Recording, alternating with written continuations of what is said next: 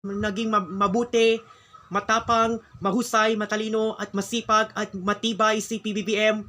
Nahusay yan, mabait sa tao yun na nakikinig po ito ni PBBM. Impeachment trial po ito sa ibang Senado at Kongreso at sa party list representative at sa politiko. Pumunta na si President Bongbong Marcos at si Attorney Alex Lacson sa Bangon Pilipinas Party.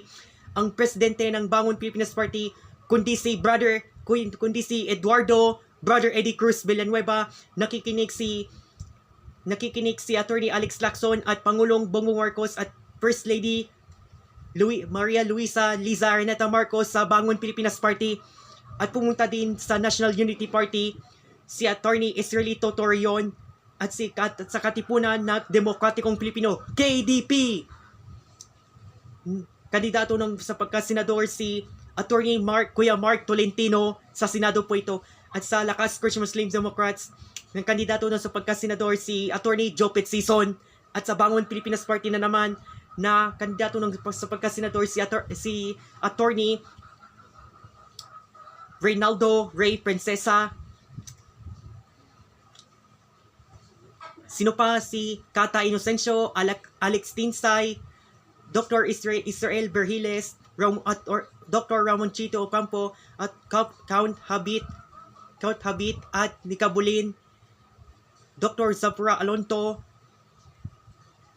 Attorney Jess Paredes Jr. at sina Nito. Tapos pati ng senador si Imelda Papin for senatorial candidate po ito. At ang sa Katipunan ng Demokratikong Pilipino, kulang iba kundi si Attorney Lorenzo Larry-Gadon, Attorney Glenn Chong, Attorney Lemmy Rojas, Attorney Persida B. Rueda Costa, Attorney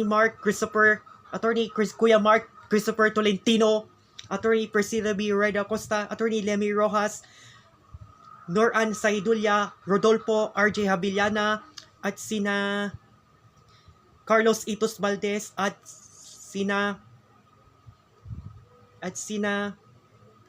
Doti Casino at sina Architect June Palafox at si Congresswoman Annie Rosa Susano, kandidato sa pagkasenador ng KDP at Bangon Pilipinas Party. At ang Lakas Christian Muslim Democrats, Lakas CMD na naman ng senator candidate ng Lakas CMD